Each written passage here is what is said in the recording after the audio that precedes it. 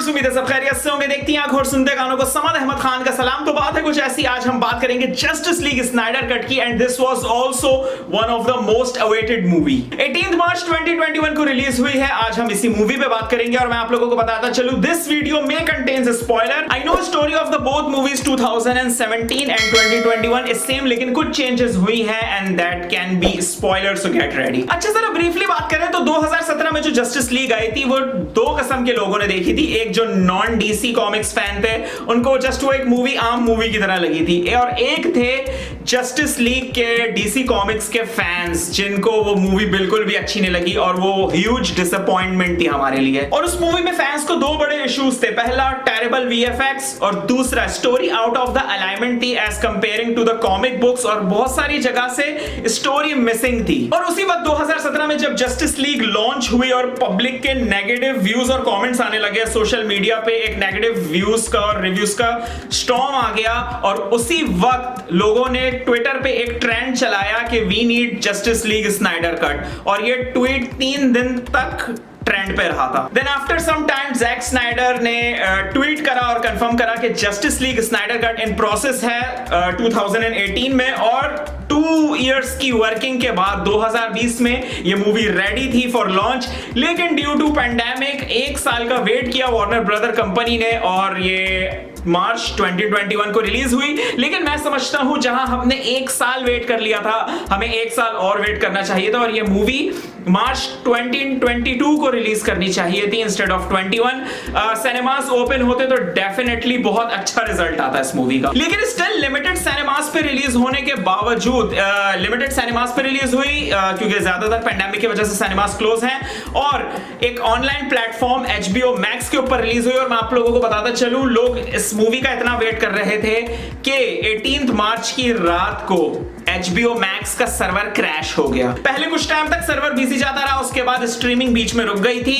I know Asia में जो है वो HBO Max बहुत सारी कंट्रीज में नहीं चलता, लेकिन I have friends in states, उन्होंने मुझे बताया, बल्कि वहां मेरी फैमिली भी रहती है, तो उन्होंने मुझे बताया था कि HBO Max का जो सर्वर है वो स्टॉप हो गया था वर्किंग, और थोड़ी देर बाद उसने स्ट्रीमिंग स्टार्ट करी once it came back to normal. तो अगर आप HBO Max पे मूवी देखेंगे तो आप लोगों को 6 पार्ट्स में मिलेगी, और 4 आवर्स की है ये, और 6 अलग अलग पार्ट में होगी। और अगर आप इंटरनेट से डाउनलोड करेंगे तो डेफिनेटली एक फाइल डाउनलोड हो जाएगी आपकी। और मैं अपने बारे में आपको बताऊं, जो मूवी 2 घंटे से ज्यादा की हो, मैं समझता हूं वो मेरे लिए वेस्ट ऑफ टाइम है, और फिर मैं उसको स्किप करने लग जाता हूं। मैं 2 घंटे से ज्यादा की मूवी मोस्टली नहीं भी देखता, लेकिन आई बिलीव ये पहली ऐसी मूवी है जो 4 आवर्स की थी और मैंने लगातार देखी बगैर स्किप किए। और ये जस्टिस लीग स्नाइडर कट, मैं बोलता हूं दिस मूवी इज ऑसम। हमारे जितने भी इश्यूज थे 2017 वाली मूवी पे, वो जैक स्नाइडर ने इस मूवी में सारे खत्म कर दिए। Jack Snyder is the greatest director of all time. He just know what to show and how to show us. उसने हमारे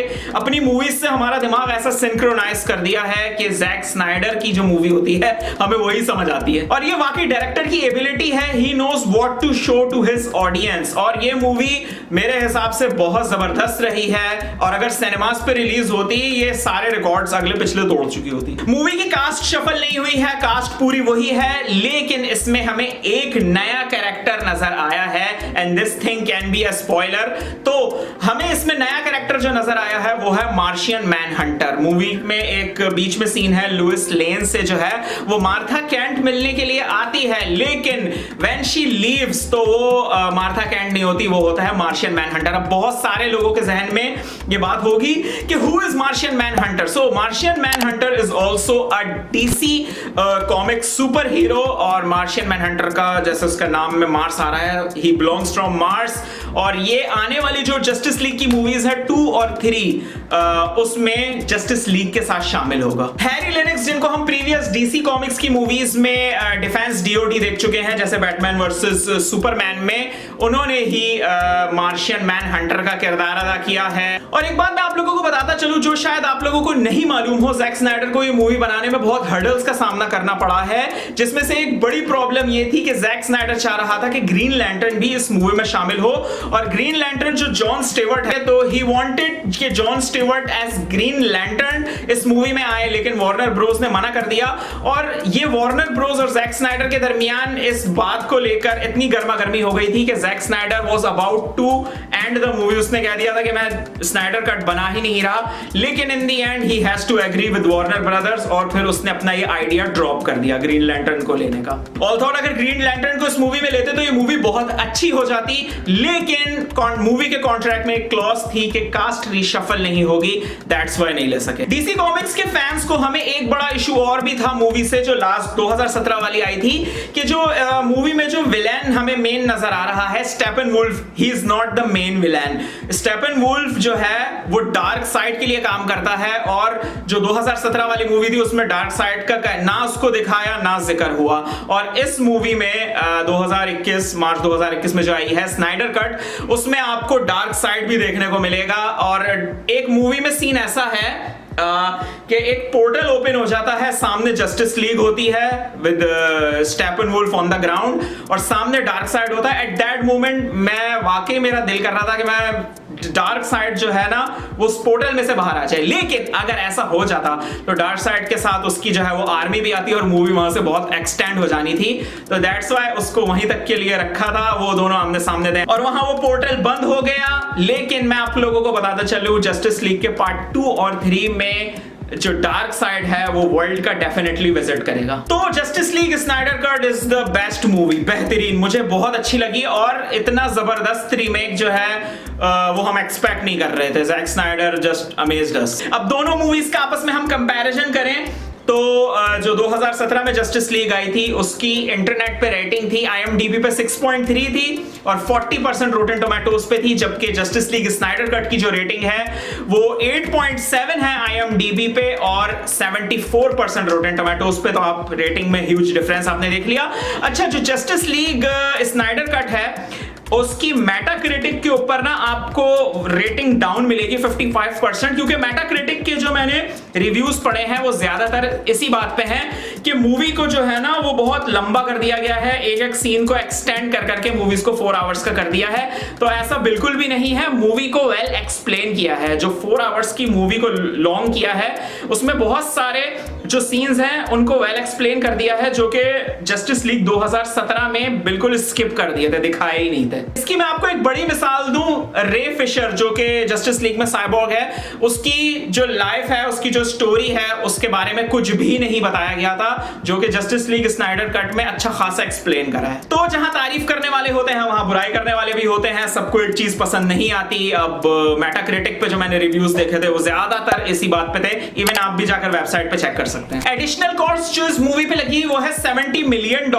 प्रीवियस मूवी के साथ जो नए सीन्स ऐड करे और VFX पे वर्किंग करा उसमें $70 मिलियन की जो है वो एडिशनल कॉस्ट आई है।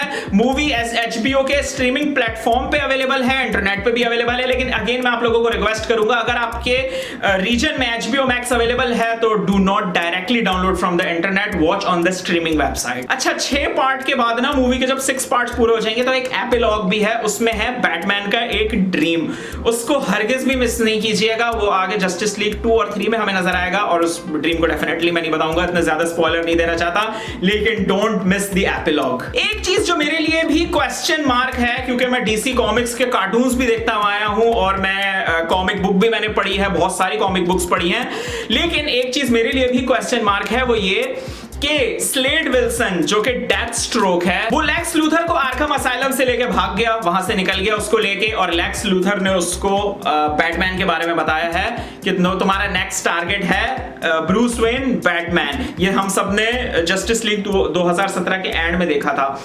लेकिन एपिलॉग में बैटमैन का जो ड्रीम है उसमें वो बैटमैन के साथ नजर आया है स्लेड विल्सन। ये चीज मेरे लिए भी क्वेश्चन मार्क था, क्योंकि कॉमिक बुक में मुझे कहीं नजर नहीं आया कि स्लेड विल्सन, डेथ स्ट्रोक और बैटमैन एक साथ हों। अच्छा, एक इंटरेस्टिंग चीज और, जब भी मार्वल कॉमिक्स के फैंस और डीसी कॉमिक्स के फैंस आमने सामने होते हैं ना तो वो सब चीजों को कंपैरिजन करते हैं, हीरोज का, विलन्स का। तो इसमें मैं आप लोगों को ना एक कंपैरिजन देना चाहता हूं और कमेंट में आप मुझे बताएंगे कि कौन सा जो विलन है वो डोमिनेट करता है, मार्वल्स का थैनोस या डीसी का डार्क साइड, आप फैसला आपने करना है। कॉमिक बुक्स चेक करें इंटरनेट पे, दोनों की जो फैंडम है उनकी पॉपुलैरिटी चेक करें और फिर मुझे बताइएगा डार्क साइड वर्सेस थैनोस हो तो who will win, who will dominate. तो this is it, thanks for watching. Movie को जरूर देखिएगा और अपने कमेंट से हमें जरूर आगाह कीजिएगा। अगर आप देख चुके हैं मूवी तो आप हमारे फैंस को जरूर बताएं आपको कैसी लगी जस्टिस लीग स्नाइडर कट, और अगर नहीं देखी है तो डेफिनेटली वॉच। अपना ख्याल रखिएगा, thanks for watching, Allah Hafiz.